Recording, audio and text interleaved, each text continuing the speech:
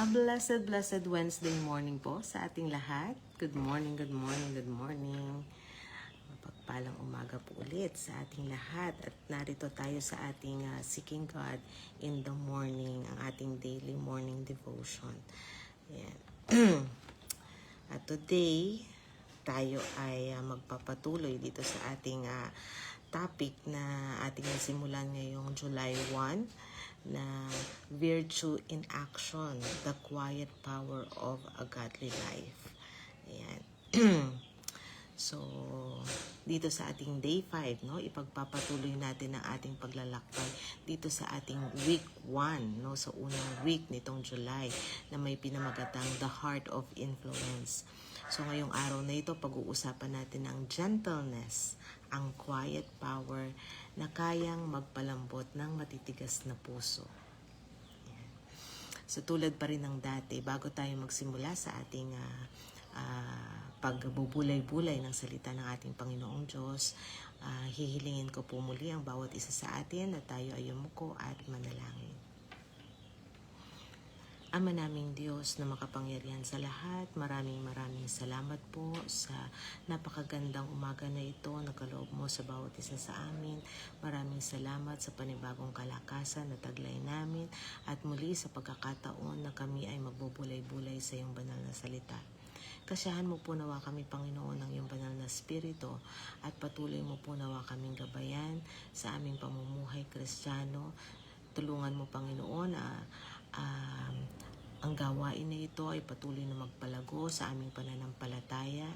Gabayan mo po ang iyong lingkod. Tulungan mo po ako, Panginoon, na maibahagi ko ang iyong mga salita ng tama at may karunungan. At patuloy din kami humihiling ng iyong mapagpalang haplos sa iyong mga anak na patuloy na nagpapagaling. Patuloy ko pong binabanggit si Daddy na patuloy mo pong haplusin ang kanyang paa na na-fractured. Tulungan mo po itong mag-heal ng mabilis, Panginoon, at makalakad siya ng normal. Idinadalangin ko rin, Panginoon, ang patuloy na pagyakap mo, Panginoon, sa mga naiwan ni Pastor Arnold, ang kanyang mga kapatid, ang kanyang pamilya, at patuloy namin hinihiling ang iyong patuloy na pag-iingat sa kanyang buong pamilya. At Ama, hinihiling din namin na patuloy mo po kaming gawing karapat-dapat sa iyong banal na harapan. At muli ang lahat ng ito'y dalangin namin sa matamis na pangalan ni Jesus. Amen. Amen. Muli, a blessed morning po, no, sa ating lahat. At katulad nga ng binanggit ko kanina, tatalakayan natin yung gentleness dito sa ating day 5, ditong ating virtue in action, the quiet power of a godly life. Ayan, at maraming salamat, no, sa aking anak sa pag-share sa ating live sa umagang ito.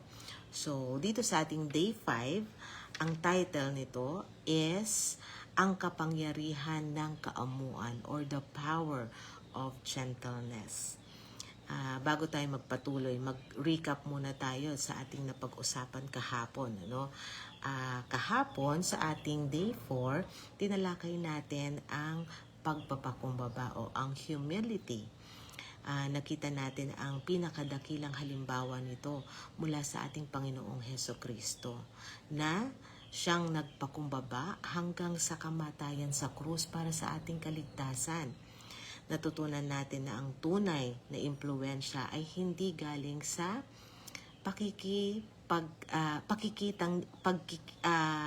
pagpapakitang gilas. Ayan.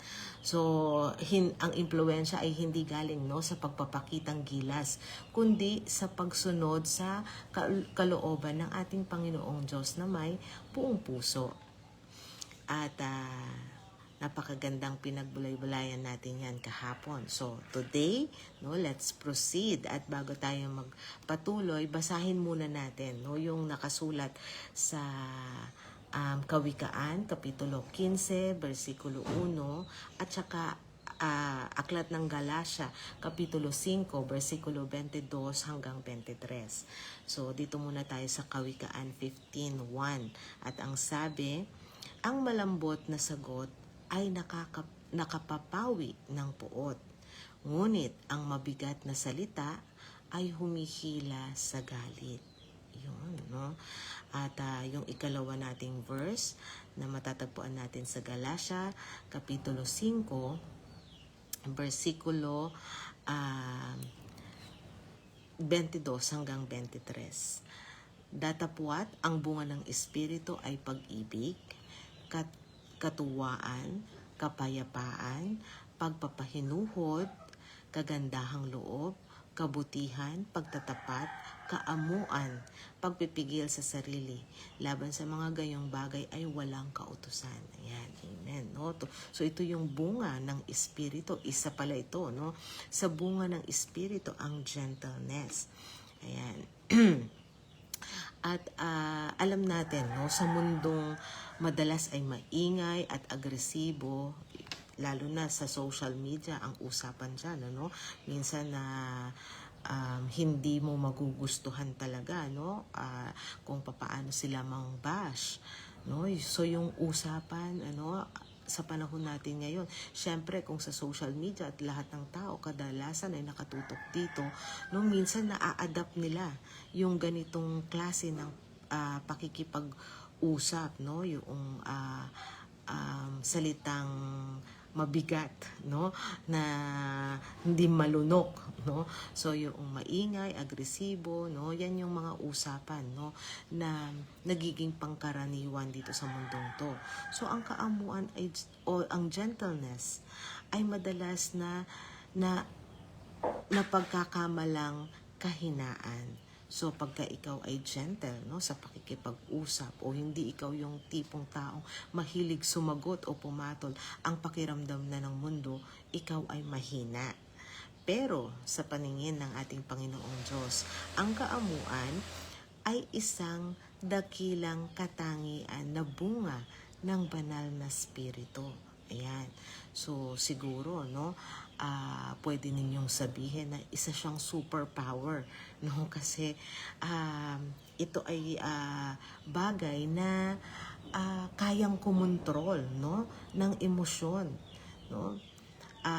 Sabi nga sa Mateo chapter 5 verse 5, mapapalad ang mga maamo sapagkat mamanahin nila ang lupa. So ito ang pangako ng ating Panginoong Diyos, na ang mga taong nagtataglay ng kaamuan ay may espesyal na pabor mula sa ating Panginoong Diyos. Di ba napakaganda, no? Napakaganda itong pangako ng ating Panginoong Diyos. So higit pa rito, kapag tayo ay humihingi ng karunungan sa ating Panginoong Diyos, binibigyan niya tayo ng kakayahang maging peace bridger, no? Ito ay karunungan, no, mula sa ating Panginoong Diyos. Ang karunungan mula sa itaas ay nagtuturo sa atin kung paano tayo magpapakalma ng taong galit. Sabi nga, no, sa Kawikaan chapter 16 verse 14, ang puot ng hari ay gaya ng mga sugo ng kamatayan, ngunit papayapain ng pantas na tao. Ayan. So, ang tao pala na may karunungan mula sa ating Panginoong Diyos ay may kakayahang magpayapa or magpakalma, no, ng damdamin ng isang namumuno. At sabi rin, no, sa Kawikaan Kapitulo 17 versikulo 27, ang nagpipigil sa kanyang mga salita ay nagtataglay ng kaalaman, at ang taong may mapagpahalagang espiritu ay may mabuting unawa. Amen. So clearly, ang karunungan, ano, na nakakapagpakalma, no, ay isang kaalaman na mula sa ating Panginoong Diyos at may gabay, no, ng banal na spirito. So, kapag puno tayo ng karunungan mula sa ating Panginoong Diyos, alam natin kung kailan tayo dapat magsalita at kung ano yung tamang salita na ating bibitawan para mapawi yung galit ng ating kapwa. So, isa sa mga inspiration natin, no, na Bible character na pinag-aralan natin nung nakaraan ay babanggitin ulit natin ngayon, ano? Balikan natin si Abigail. Noong nalaman niya ang puot ni David na handa ng pumatay, hindi siya sumigaw o nakipag-away. Yan. Anong ginamit niya? Ginamit niya ang malambot na sagot at ang karunungan galing sa ating Panginoong Diyos. Ang kanyang kaamuan ang pumigil sa isang malaking trahedya. So, she proved, no, that we don't need a sword to win a battle. No, sometimes, no, we just need a gentle spirit and the right words to inspire others by God's word or God's wisdom. Ayan. So, napakagandang paalala, no, sa bawat isa sa atin sa umagang ito. So, tulad ng dati, no, sa ating morning devotion, meron tayong in-action challenge. At ngayong araw na ito, ang hamon sa atin ay maging isang peace bridger. So, kung meron tayong makakausap na may mainit na ulo, o kung mismo, no, tayo, no, nakakaramdam tayo ng isang sitwasyon na humihingi sa atin na kumbaga isang sitwasyon na hindi natin makontrol, so kailangan nating humingi, no, ng karunungan mula sa ating Panginoong Diyos bago tayo magsalita. So kailangan nating maging pantas o wise, no, wise sa ating mga salita o sa mga salitang ating binibitawan. So iwasan natin yung mabigat na salita, no, at piliin natin maging mahinahon. Yan.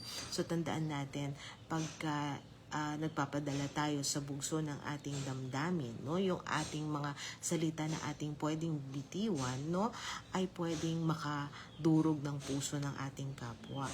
So ito ay bagay na pagka nabitawan mo na, hindi mo na maibalik. Parang isang babasagin, no, isang jar, no, na babasagin, no. Pag nabitawan mo na, no, buuin mo man siya, may lamat na. So ganun din, no, sa ating pagbibitaw ng ating salita. Minsan hindi natin ito napapansin, no, dahil minsan control tayo ng ating emotion. Pero pagka nasabi na natin ito, no, kahit pagsisihan pa natin, hindi na natin maibabalik sa dati. So napakahalaga, no, ng karunungan mula sa ating Panginoong Diyos na nagpapakalma sa ating damdamin at nagbibigay din sa atin ng kakayahan na magbitaw ng mabubuting salita o mga salitang makakapagpakalma rin sa ating kapwa. So, ang kaamuan, no, ay hindi nangangahulugang tayo ay push over. Ang kaamuan ay strength under control. Ito ang bunga ng Espiritu na nagpapakita na ang ating Panginoong Diyos ang may control sa ating dila, no, at sa ating emosyon. Ang taong puno ng karunungan mula sa ating Panginoong Diyos ay may hawak na susi para buksan ang mga pusong matigas at para pakalmahin yung mga nag-aalab na galit. Ayan.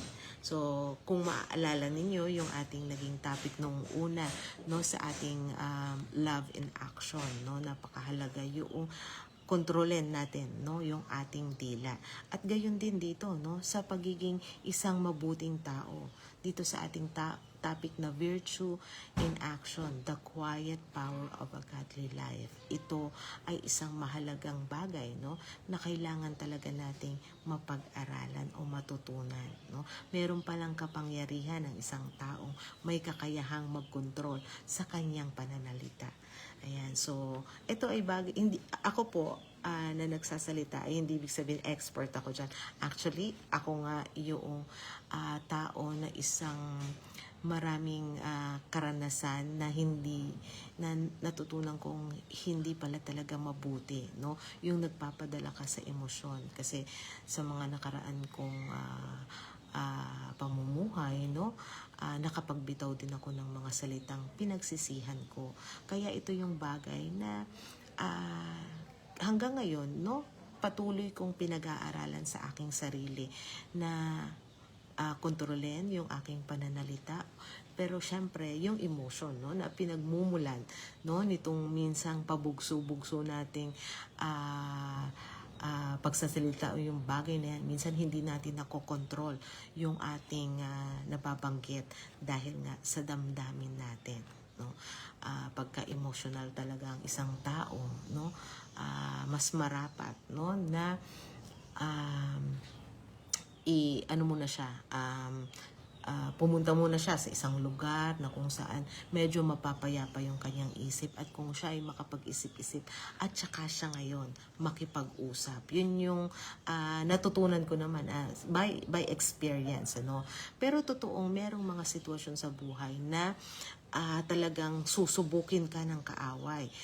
Katulad nga nung naranasan namin, ano, nila si Smar doon sa aming biyahe papuntang Kabanatuan nung nakaraan, no. Kami ay muntikan ng maaksidente, pero napakahalaga talaga ng kalmadong puso at saka isip, no, yung hindi ka muna magsasalita, and the best way talaga is to pray, no. Yung wag kang mataranta, wag kang mainis, no, wag kang magpadala, no, sa emosyon na meron ka. So it's those experiences, no, pinapahintulot maari ng ating Panginoong Diyos yung ma-experience natin minsan yung mga stressful situation para ma-practice natin yung self-control. Ayan. So isipin natin kung ngayon tayo ay nasa isang stressful situation, no, it's a way to show kung papaano kumilos ang banal na spirito sa ating buhay.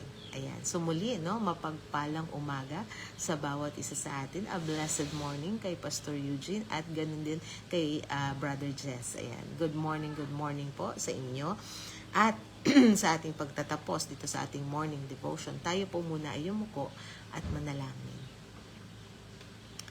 Panginoon naming Diyos na makapangyarihan sa lahat, maraming salamat sa iyong mga salita na nagpapaalala sa amin ng kahalagahan ng pagiging gentle o kalmado o maamo. Tulungan mo, Panginoon, na taglayin namin ang karakter na ito. Tulungan mo kami, Panginoon, na magkaroon ng wisdom para kontrolin yung aming mga bibig, yung aming pananalita, at lalo't higit yung aming mga damdamin.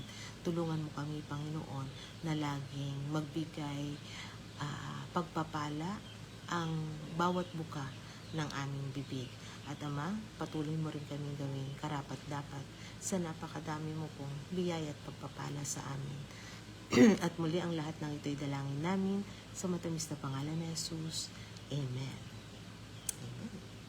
So muli, a blessed morning po sa ating lahat, and see you again tomorrow sa ating day 6, no, nitong ating topic pa rin, itong ating virtue in action, the quiet power of a godly life.